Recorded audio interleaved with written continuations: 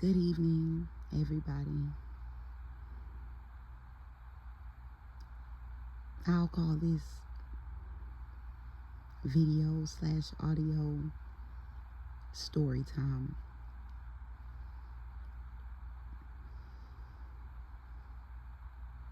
If you're on my page, then you have to already be aware that there's this circulating drama surrounding me, and I know people are wondering why I'm not speaking or why I'm not confronting people.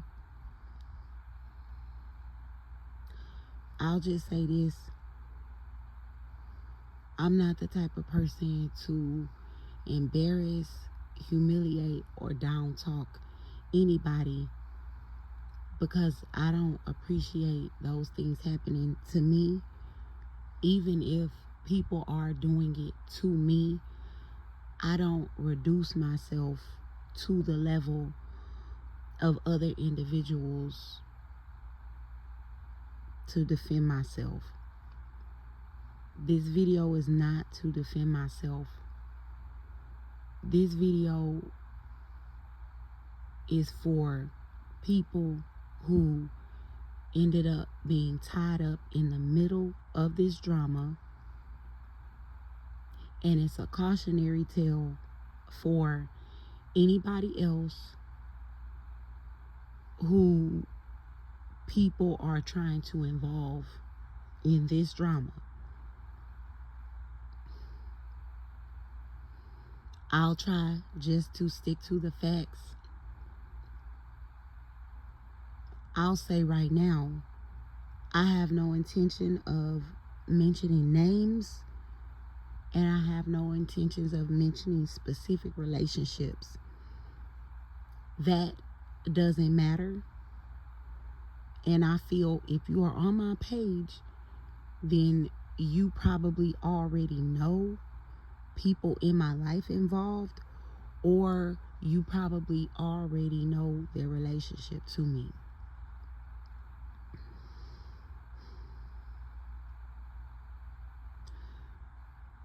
To me, most of my life was normal.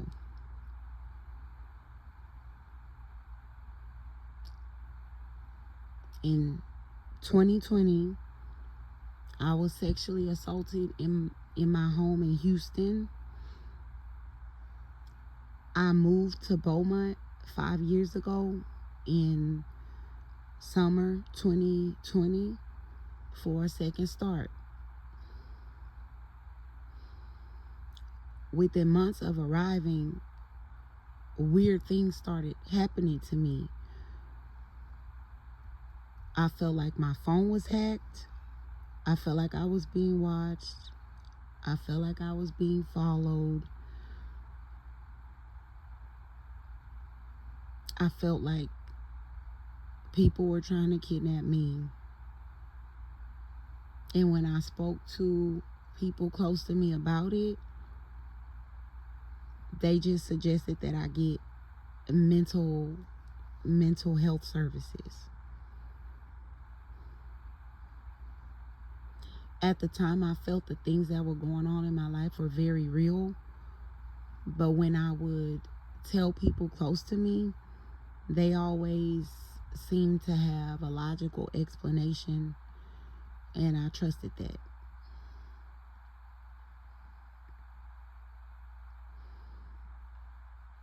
In 2020, for my own peace,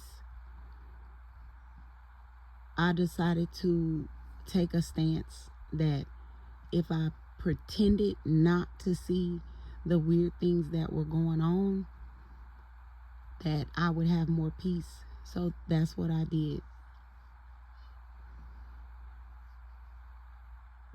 End of 2022, beginning of 2023, I met an individual randomly.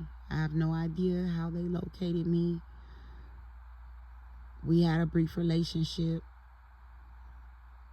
and a few months after we met, we got into a physical altercation, and Soon after that, I started feeling like people were following me around and trying to kill me. I spoke with people close to me, and it was about the same. Maybe I should seek mental health services. In June 2023, I became pregnant, and things seemed to stop from June 2023 until 2024. I had my baby in February 2024.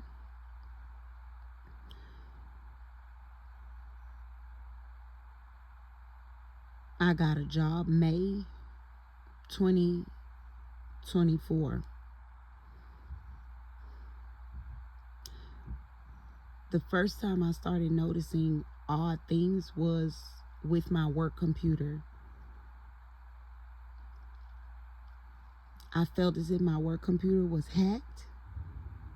I discovered some things on my work computer that I didn't feel should be there. And I reached out to my job, to my IT, and they didn't seem to be able to see it or recognize it. But I have a background in technical support. I was almost positive that it was hacked. Long story short, I ended up quitting that job. I love that job, but I quit that job because I felt as if somebody was accessing my work computer.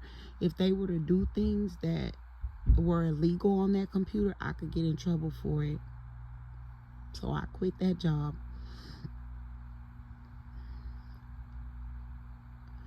Soon after, I started noticing other things, like my home router seemed to be hacked, my work computer, all of my kids' cell phones, my car, every technological device that I own seemed to be hacked or seemed to have spyware. I'm not going to get into how I knew these things, but I have a background in technical support. I've worked for Apple, I've worked for Sprint, I've worked for AT&T, I've worked for a major cell phone insurance device carrier, and I provided technical support, activation, and setup for devices. So things on these devices didn't seem to be normal. Fast forward to June, I wake up one morning and it's as if all of a sudden I'm being followed, but I'm being followed at a level where, like, it's obviously I'm being followed by a lot of people. So things really got crazy. I won't explain the things that I saw or what went on, but I knew people were trying to kill me. And again, I tried to speak with people close to me, and everybody just thought I should get mental health services. I stopped speaking out about the things that were happening to me because I didn't want to be locked up in a mental institution for being crazy when I knew these things were real. I came to the conclusion what seemed like everybody seemed to be working against me. And I know to a normal person that sounds crazy, but if you were in the situation I was in and you saw the things that I saw, and it's like nobody seemed to want to help you, that's the conclusion that I drew, that everybody was working against me. Silently, quietly, I began my own personal investigation into what was going on.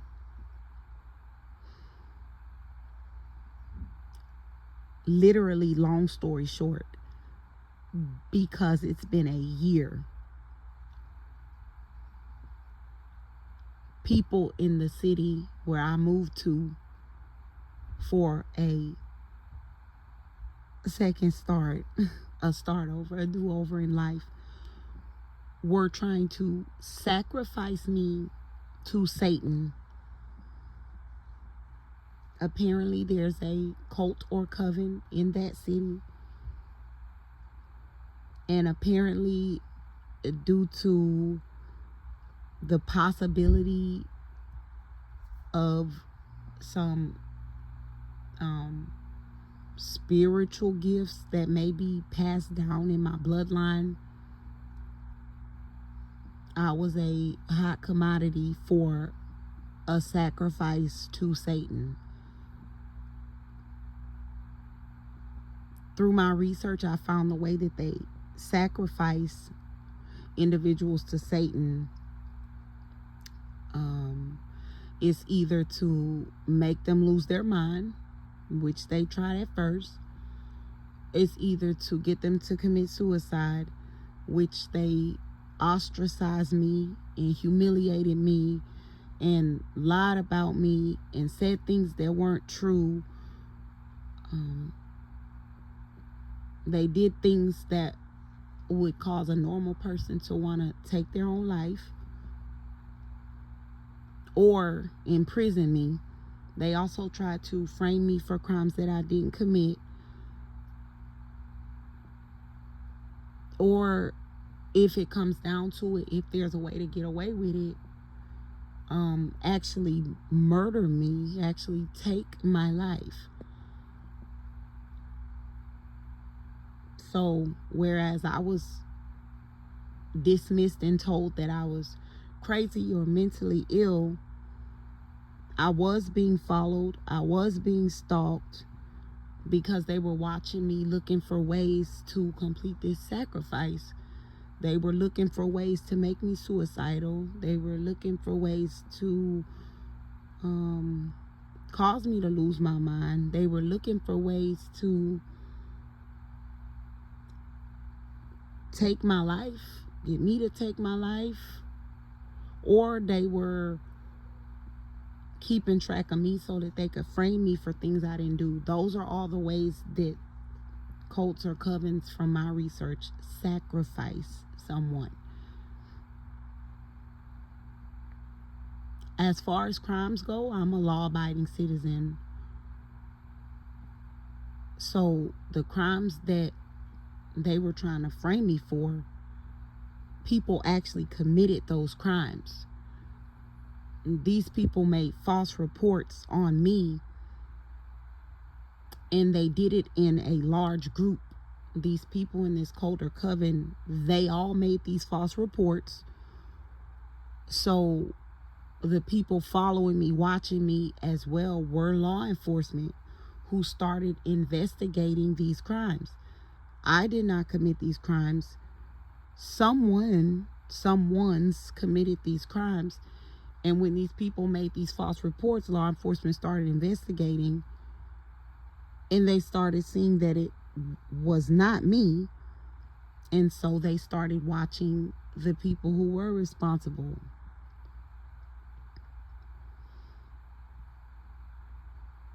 These people in this cult or coven, they dabble in witchcraft, black magic. From my research about the way that that works, when you send evil towards somebody undeserving, whatever the intended effect, it goes back to the person that sends it. I am not a witch. I do not participate in black magic. These people in this cult or coven, they participate in witchcraft, satanic worship, satanic sacrifice, and they are trying to do these things to an innocent person. So what's happening is it's going back to them.